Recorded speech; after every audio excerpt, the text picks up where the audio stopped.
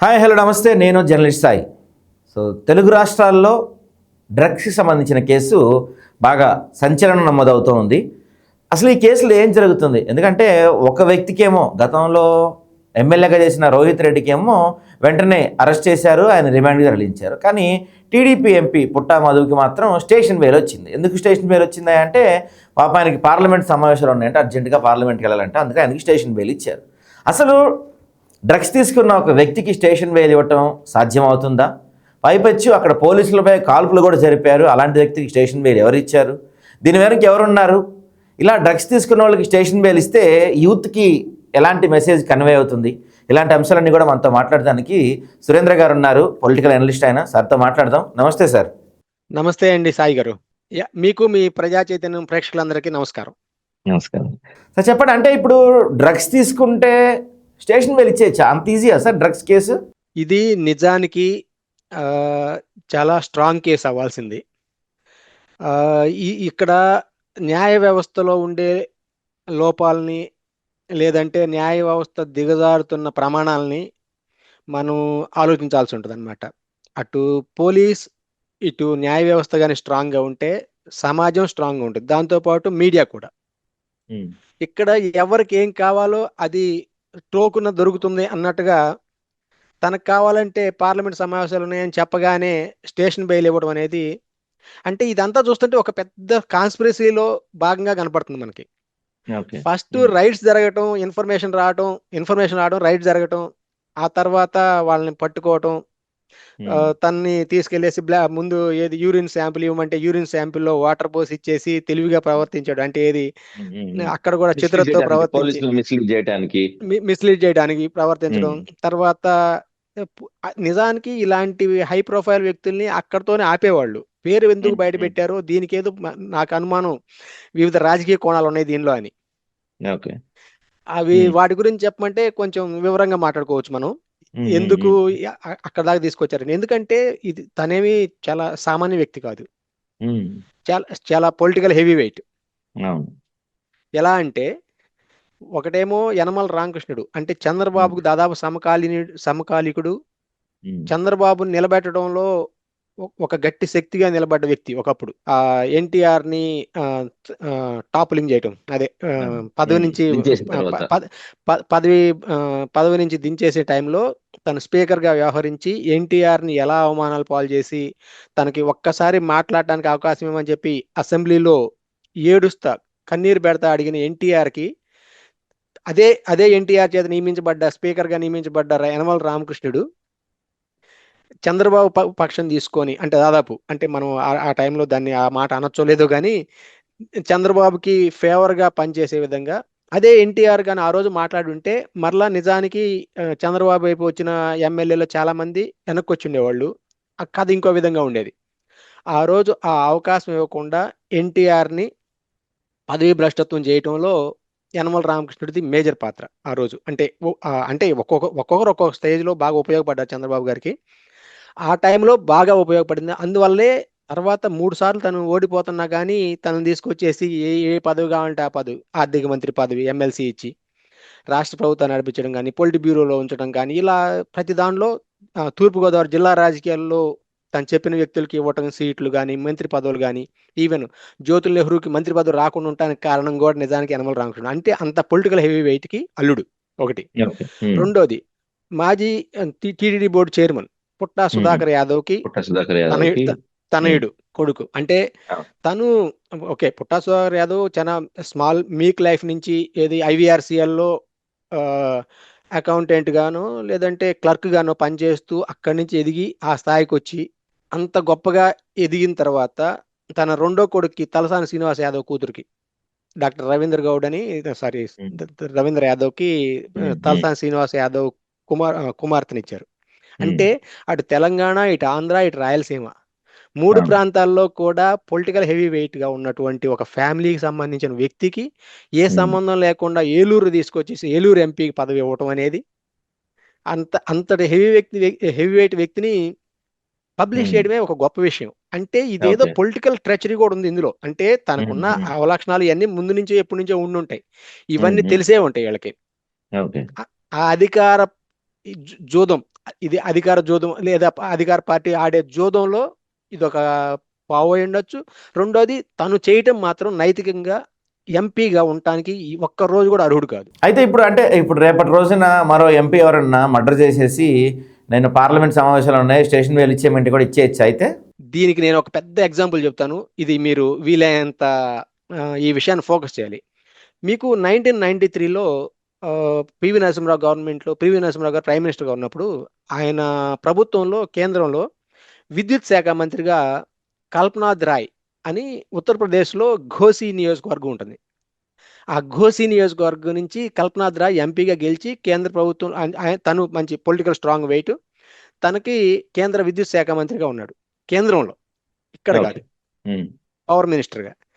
అప్పుడు తనకి ఎక్కడెక్కడో ఎవరెవరితో ఇప్పుడు ఏంటంటే పొలిటికల్ లీడర్ చాలా మంది అండర్ వరల్డ్ డానులతోటి, గ్యాంగ్ లీడర్స్ తోటి, తర్వాత ఈ రకరకాల నేరస్తులతోటి సంబంధాలు కూడా ఉంటాయని చెప్పేసి అక్కడి నుంచే మనకు బయటకు తెలుస్తుంది అనమాట స్పష్టంగా. ఆ కేసులో ఏమైందంటే ముంబై బాంబు పేలుళ్ళ కేసు జరిగింది కదా, ముంబై మత కల్లోలాల తర్వాత ముంబై బాంబు కేసులు దావుద్ ఇబ్రహీము, తర్వాత టైగర్ మెమన్ అని వీళ్ళందరూ అప్పట్లో దాంట్లో ఆ కేసులో ముద్దాయిలు ఉన్నారు. వాళ్ళకి సంబంధించిన ఎవరికో ఢిల్లీలో ఉండే ఎలక్ట్రిసిటీ బోర్డు, అదే కేంద్ర విద్యుత్ శాఖ గెస్ట్ హౌస్లు ఢిల్లీలోనో ఢిల్లీ శివార్లోనో, ఆ గెస్ట్ హౌస్లో వాళ్ళకి అకామిడేషన్ ఇచ్చారంట కొన్నాళ్ళు. ఆ కేసు అది బయటపడిన తర్వాత ఈ కల్పనాథ్ రాయ్ని అరెస్ట్ చేశారు, తనకు కూడా ఏదైనా లింక్స్ ఉన్నాయని చెప్పేసి. ఆ టైంలో ఒక ఇంట్రెస్టింగ్ కేసు ఇది. ఎందుకంటే మన ఆంధ్రప్రదేశ్లో కూడా ఇప్పుడు న్యాయ వ్యవస్థ ప్రమాణాలకి, న్యాయమూర్తుల యొక్క సచ్చీలతకి ఒక పరీక్ష అనమాట. Justice Shivnarayan Dhingra, justice S N Dhingra అని ఒక జడ్జి ఇదే విధంగా ఈ కల్పనాథ్ రాయి, నేను కేంద్ర మంత్రిని, ఎంపీని, నేను పార్లమెంట్ సమావేశాలకు అటెండ్ కావాలి, నాకు బెయిల్ ఇవ్వండి అని చెప్పి అడిగాడు అనమాట అరెస్ట్ అయిన తర్వాత. అప్పుడు ఆ జడ్జి చెప్పిన తీర్పు అనేది తను చెప్పిన విషయాలు ఎంత గొప్పగా ఉన్నాయంటే, నీకంటే ఒక పిక్ పాకెటరు, ఒక చీటరు, ఒక రాత్రిపూట దొంగతనాలు చేసే దొంగలు బెయిల్కి అర్హులు. ఎందుకంటే వాళ్ళ జీవనంలో డబ్బు లేకనో పేదరికంతోటో వాళ్ళ కుటుంబాన్ని పోషించుకోవడానికో వాళ్ళ పిల్లల చదువుల కోసమో వాళ్ళు ఏదైనా దొంగతనాలు, పిక్ పాకెట్లు ఇలాంటి నేరాలు చేస్తే, లేదా ఒక రిక్షావాడు ఏదైనా తప్పు చేసుంటే అలాంటోడు అడిగితే అర్థం ఉంది, అన్నీ తెలిసి నువ్వు చేసావు, నువ్వు అర్హుడు కాదు అని చెప్పేసి అన్నాడు అనమాట. దాన్ని బట్టి ఇప్పుడు ఈ కేసులో తను అర్హుడా కాదనేది మీకు అర్థమవుతుందా? Right. I think you got the inner sense. అంటే ఏంటి, వీళ్ళకంటే నిజమైన దొంగలు, రాత్రిపూట దారి దోపిడీలు, పిక్ పాకెట్లు, లేదంటే క్లబ్బుల్లో, పార్కుల్లో దొంగతనాలు చేసేవాళ్ళు, వీళ్ళందరూ ఉంటారు కదా జేబులు కొట్టేవాళ్ళు. వాళ్ళు చేసిన వాళ్ళు ఏదైనా తప్పు చేసి, మేము తప్పు చేసామంటే మా కుటుంబం కోసం చేసాము, మాకు న్యాయం, మమ్మల్ని వదిలేయండి, మాకు బెయిల్ ఇవ్వండి అని చెప్పి అడిగితే అది న్యాయం. అంతకంటే నీచంగా ఉంది మీ ప్రవర్తన, మీ పని అని చెప్పేసి అని చెప్పాడు అనమాట. దీన్ని బట్టేసి మీరు అర్థం చేసుకోండి. ఇప్పుడు 24 ఏది ఫస్ట్ తను యాక్చువల్ గా రీహాబిలిటేషన్ సెంటర్ కు పంపించాలి నిజానికి, ఒకవేళ బాధితుడైతే. కానీ 2 గ్రామ్స్ దొరికిందని క్లెయిమ్ చేస్తున్నారు కాబట్టి, 2 గ్రామ్స్ తీసుకున్నారని క్లెయిమ్ చేస్తున్నారు కాబట్టి బాధితుడు లెక్క కట్టి రీహాబిలిటేషన్ సెంటర్ కి పంపిస్తారు. 2 గ్రామ్సా 1 గ్రామా కాదు, తాను బాధ్యత గల ఒక ప్రజాప్రతినిధి, ఒక ఎంపీ, దేశంలో కనీసం 15 లక్షల మంది ఓటర్లకి, 15 నుంచి 20 లక్షల మంది ఓటర్లకి, అంటే దాదాపు ఒక 25 నుంచి 30 లక్షల మంది జనాభాకి ప్రాతినిధ్యం వహించే ఒక మెంబర్ ఆఫ్ పార్లమెంట్. ఎంత బాధ్యతాయుతమైన పదవిలో ఉన్నాడు, ఎంత బాధ్యతగా, ఎంత నైతిక రుజువర్తంతో ఉండాలి. అలా ఉండకుండా 1 గ్రామ 2 గ్రాములా మాట్లాడతారు.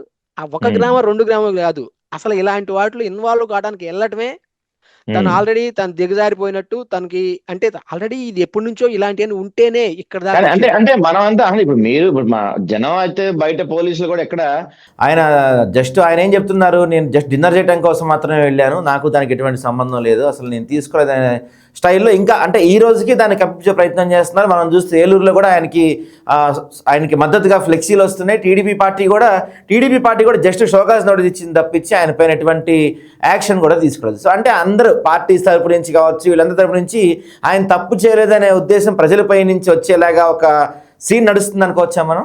ఇది యాక్చువల్గా నిజానికి ఆంధ్ర రాజకీయాలంటే ఒక రకమైన అసహ్యం వెగట వేస్తుంది. ఎందుకంటే ఇప్పుడు టీడీపీ అయినా సరే తను ఎత్తినేసుకొని అంతగా తన్ని ఉద్ధరించాల్సిన అవసరం లేదు తన్ని. ఎందుకంటే తనకు కూడా ఒక బర్డెను.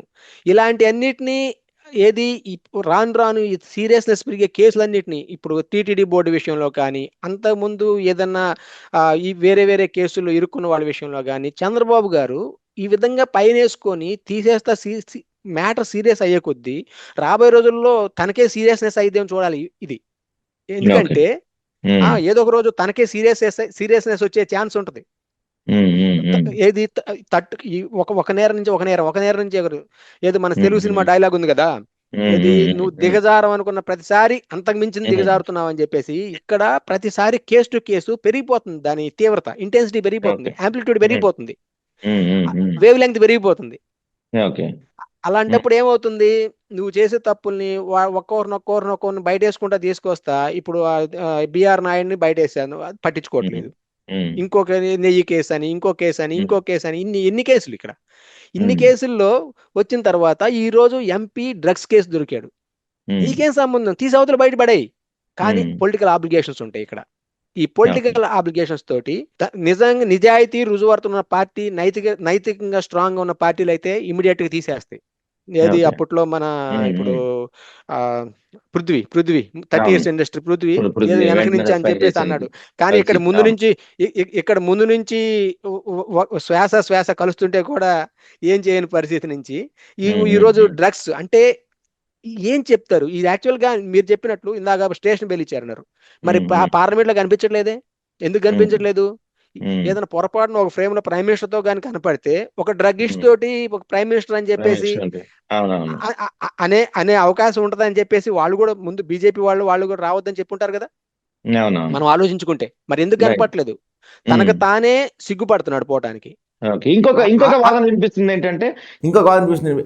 ఏంటంటే ఆయనకి పాజిటివ్ వచ్చిన తర్వాత కూడా రేవంత్ రెడ్డి గారు దీన్ని దగ్గరుండి మానిటర్ చేశారు. సో అటు పక్కన కేంద్రంలో ఖచ్చితంగా బీజేపీ అధికారంలో ఉంది, టీడీపీ అవసరం ఎంతైనా ఉంది. పైగా చంద్రబాబు నాయుడు గారికి రేవంత్ రెడ్డి గారికి గత రిలేషన్స్ ఇప్పటికీ చాలా క్లోజ్ రిలేషన్స్ ఉన్నాయి కాబట్టి చంద్రబాబు నాయుడు గారి ఆర్డర్స్ మేరకు రేవంత్ రెడ్డి గారి పర్యవేక్షణలోనే ఆయనకి స్టేషన్ బెయిల్ వచ్చింది అనేది ఒక వాదన వినిపిస్తుంది. ఎంతవరకు అవకాశం ఉందంటారు ఇందులో? ఇప్పుడు మనం పూర్తిగా వాళ్ళకి ఆపాదించడం అనేది ఎంతవరకు కరెక్ట్ లేదో మనకు తెలియదు, కానీ చుక్కలు కలుపుకుంటే మాత్రం మనకు అదే అనిపిస్తుంది. ఒకటి, తమ పార్టీ ఎంపీకి తను పూర్తిగా వదిలేద్దామంటే పొలిటికల్ హెవీ వెయిట్, అటు తెలంగాణ, ఇటు ఆంధ్ర, ఇటు రాయలసీమ ఆబ్లిగేషన్స్ ఉన్నాయి, బయటపడాల్సిన అవసరం ఉంది. రెండోది, తను పార్టీకి ఎంత బాగా దగ్గరవాడో ఎన్ని విషయాలు అని చెప్పి దాన్ని పూర్తిగా ఇంతకు ముందే తనకి తిరుమల తిరుపతి దేవస్థానం board chairman, trust board chairman గా ఇచ్చినప్పుడే ఆల్రెడీ వాళ్ళ ఫాదర్ పుట్టా సుధాకర్ యాదవ్ కి ఉజ్జీవన సభలు, స్వచ్ఛత సువార్త సభలు, ఇలాంటి క్రిస్టియన్ మిషనరీ మీటింగ్స్ కి వెళ్ళేసి వాళ్ళకి ఫండింగ్ చేస్తాడని చెప్పేసి ఆరోపణలు, లేదంటే అది ప్రూవ్ చేయాల్సిన అవసరం ఉన్న ఆరోపణలు ఉన్నప్పుడు కూడా తనకి ఇచ్చాడంటే తను పొలిటికల్ హెవీ వెయిట్. ఇప్పుడు కొన్ని పొలిటికల్ యాంగిల్స్ లో వాళ్ళని సప్రెస్ చేయటం అంటే ఏంటి, వాళ్ళని ఎక్కడో కొన్ని కంట్రోల్ చేయాల్సిన అవసరంలో ఒకటేంటంటే లాగి తలకేసి ఒక్క దెబ్బలు లాగి కొట్టి వీపును బుజ్జగించినట్టు. అంటే ఏంటంటే ఆ రేంజ్ లో ఇప్పుడు ఇరిగించాల్సినంత ఇరిగిచ్చేసి రిలీఫ్ లెవెల్లో రిలీఫ్ ఇస్తున్నారు అనమాట. అంటే ఏంది, స్టేషన్ బెయిల్ ఇచ్చి. ఎందుకు? ఇప్పుడు స్టేషన్ బెయిల్ అయిపోతే తన పార్టీకి ఎంపీ అర్జెంట్ గా రాజీనామా చేయాల్సి వస్తుంది అనర్హుడి కింద. అది చేస్తే మళ్ళా ఇంకో ప్రాబ్లం మళ్ళా క్రియేట్ అయ్యిద్ది. అందువల్ల కర్ర విరగకూడదు, పాము చావకూడదు. ఆ తరహా న్యాయం అమలు చేస్తున్నట్టున్నారు ఇప్పుడు. అలా వేసి కోరలు బీకేసి కూర్చోబెట్టడం. అంటే దీని ఉద్దేశం ఏంటంటే ఇప్పుడు యనమల రామకృష్ణుడికి ఆ 1995 రామారావు గారిని టాప్లింగ్ పదవిని తప్పించే సందర్భంలో అన్ని విషయాలు తెలుసు. అట్లా అని చెప్పేసి నోరెత్తకూడదు, ఇప్పుడు బయటకు రాకూడదు. ఈ జోదంలో ఈ టీడీపీ రాజకీయాలని బాగా తెలిసిన రామకృష్ణుడు ఈ టైంలో ఎలా స్పందిస్తాడు, ఎంత మెచ్యూర్డ్ గా, ఎంత తెలివిగా వీళ్ళని తట్టుకోగలుగుతాడు అనేది ఒక పెద్ద గ్రంథం అవుతుంది రాబోయే రోజుల్లో చూస్తే. లేదా పూర్తిగా సప్రెస్ అయ్యి మీ బాంఛం ద్వారా అని చెప్పేసి అనే స్థాయికి వస్తాడేమో అని చెప్పేసి. ఎందుకంటే చంద్రబాబు గారికి బాగా అత్యంత సన్నిహితుల్లో యనమల రామకృష్ణుడు ఒకడు. అలాంటి కోటరీని బద్దలు చేస్తుంది లోకేష్ అండ్ కిలార్ రాజేష్, తర్వాత సానా సతీష్ గ్యాంగ్ అని చెప్పేసి నా అనుమానం. అంటే ఏంటి, మీ రాజకీయాలు మీది అయిపోయింది, మీరు అంతవరకు తప్పుకోండి. ఇప్పుడు ప్రజెంట్ రాజ్యసభ రేస్ నుంచి యనమల రామకృష్ణుడిని ఏ మాత్రం డిమాండ్స్ లేకుండా సైలెంట్ కూర్చోబెట్టే యత్నంలో ఇది కూడా ఒక పావులాగా ఉపయోగపడచ్చు. Okay, okay. అయితే గతంలో చూసుకుంటే అంటే టీడీపీ అంటే చాలా క్రమశిక్షణ గల పార్టీ అని చెప్పుకుంటూ ఉండేవాళ్ళు. ఈ మధ్య కాలంలో వరుసగా అంటే లడ్డు వ్యవహారంలో వీళ్ళు కొంచెం ఫెయిల్ అవటం కావచ్చు, లేకపోతే మొన్న బీఆర్ నాయుడు అంశం కావచ్చు, ఇప్పుడు ఈ అంశం అంతమంది కూటమి ఎమ్మెల్యేలకి అరవ శ్రీధర్కి సంబంధించిన అంశాలు, ఇలాంటి వరుస పెట్టి కేవలం 21 నెలల్లోనే వరుసగా ఇలాంటి సంఘటనలన్నీ బయటపడుతూ ఉన్నాయి. సో అంటే పార్టీ మీద వీటి మీద చంద్రబాబు పట్టు పోయింది అనుకోవచ్చా మనం? ఇక్కడ పట్టు పోటాలు ఉంటాలు లేకపోవడం ఏం లేదు. అక్కడ క్రమశిక్షణ గల పార్టీ అనే మాట కూడా ఉట్టి జస్ట్ మనం చెప్పుకోవడానికి పచ్చ పార్టీలు, పచ్చ మీడియా మొదటి నుంచి చేసుకున్న ఫోకస్ మాత్రమే. అది ఎలివేట్ చేసుకున్నారు క్రమశిక్షణ అంటే. అక్కడ కూడా మరి క్రమశిక్షణ అంటే నాదెండ్ల భాస్కరరావు ఎందుకు తిరుగుబాటు చేశాడు క్రమశిక్షణ ఉంటే? తర్వాత రేణుకా చౌదరి ఎందుకు చేసింది? తర్వాత నల్లబరెడ్డి శ్రీనివాసులు రెడ్డి, కె కృష్ణమూర్తి, కె జానారెడ్డి, తర్వాత వసంత నాగేశ్వరరావు, ఇలాంటి ఎంతమంది. ఇప్పుడంటే కేసీఆర్ రీసెంట్, ఇది కాదు 1989 ముందే. ఇవన్నీ ఉట్టి మాటలు, ఉబుసుపోని కబుర్లు. వాళ్ళకి ఏంటంటే ఎలివేషన్ ఇచ్చి రాసుకొని గొప్పగా మేమని గొప్పగా చెప్పుకోవడానికి ప్రొజెక్షన్ కోసమే. క్రమశిక్షణ ఎప్పుడు వచ్చింది? ఇక్కడ అన్ని రకాలుగా భయపెడతారనమాట. అంటే ఒకటేంటి, వాళ్ళు చెప్పిన విధంగా నడుచుకున్నంతసేపు, వాళ్ళు చెప్పినట్టుగా సంతకాలు పెట్టినంతసేపు అంతా నార్మల్ గా నడిచిపోతుంది. ఎక్కడైతే తేడా వస్తుందో అప్పుడు మన రంగంలో దిగుతాయి మన పచ్చపత్రికలు. అప్పట్లో విజువల్ మీడియా లేదు కాబట్టి, డిజిటల్ మీడియా, శాటిలైట్ మీడియా లేదు కాబట్టి, అప్పట్లో పేపర్లో వాళ్ళ మీద లీకులు వదిలేవాళ్ళు. ఏదో అక్కడ పలానూరులో పలానా చోట పలాని ఎమ్మెల్యేనో, ఎంపీనో, మినిస్టర్ బావమరిదో, తమ్ముడో, అన్నో, చెల్లో, అక్కో ఏదో చేస్తారని చెప్పి మొదలయ్యేది. అక్కడి నుంచి వీళ్ళకి గొంతు పట్టుకునేది గబక్కన. అక్కడి నుంచి బాటిల్ నెక్ స్టార్ట్ అవుతాయి. ఆ తర్వాత ఇంకా వేరే చెప్పుకోవడానికి, డిఫెండ్ చేసుకోవడానికి ఏం లేవు. ఎవరిని ఎంతగా తొక్కాలో అంతగా తొక్కేస్తారు. అదే క్రమశిక్షణ అంటే ఏంటి? ఇది క్రమశిక్షణ అంటే వాళ్ళని వాయిస్ లేకుండా చేసిన దాన్ని బయటకు ఏమొచ్చింది?